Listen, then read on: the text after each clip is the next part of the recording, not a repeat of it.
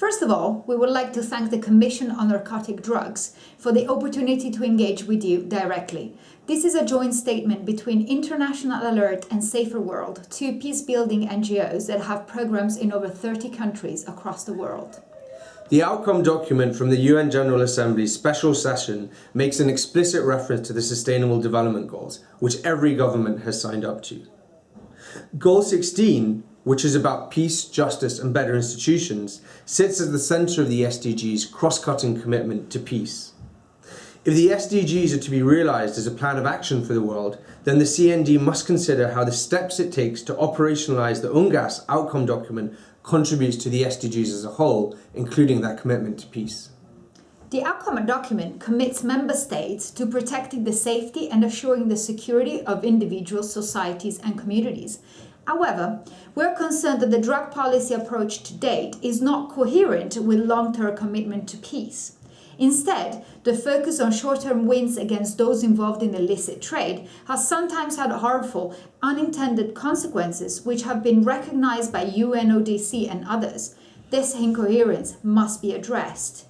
Research conducted by International Alert and Saferworld highlights several issues related to peace, justice and better institution that we will urge the CND to be mindful of and seek to address.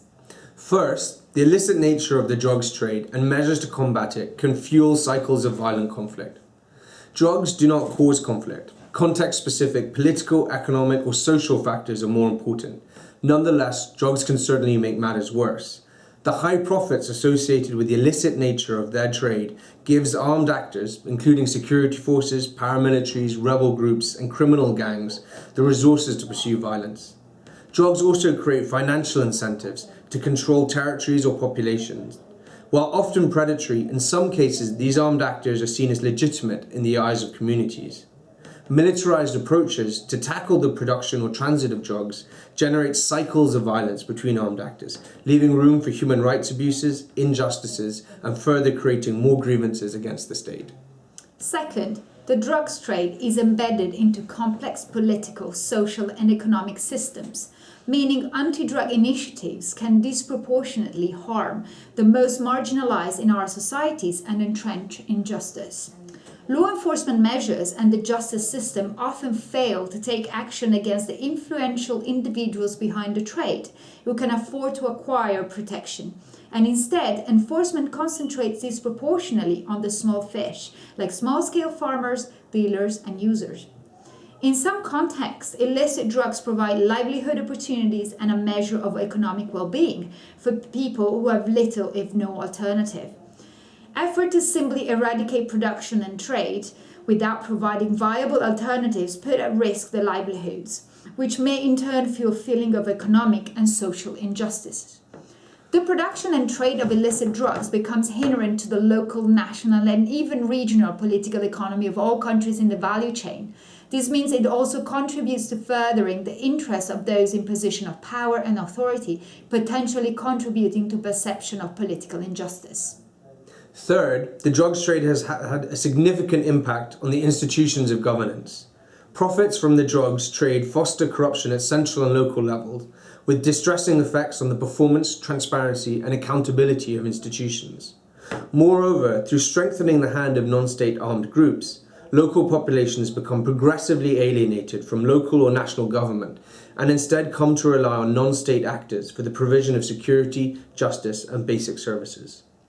As we hope is clear, the illicit drugs trade and the world's response to it impacts across Goal 16's core objectives of peace, justice and better institutions.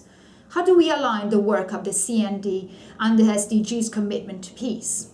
Notably, Goal 16 includes targets on combating organised crime. However, as our previous research has shown, too narrow an interpretation of these individual targets would only take us further down the path of short-term and overly securitized law enforcement approaches. Instead, we urge the CND to think bigger about how global drugs policy can be coherent with all of Goal 16's targets. We would make 4 recommendations.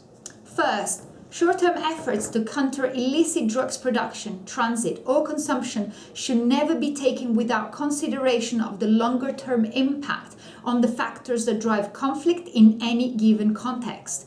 greater collaboration and information sharing with UN agencies, government departments, and civil society working on conflict and security issues would be a practical first step. Second, people's security and safety must always be prioritized. Over-militarized responses to drug trafficking should be avoided to reduce cycles of conflict and also to ensure that people do not come to see law enforcement or even the state itself as the enemy.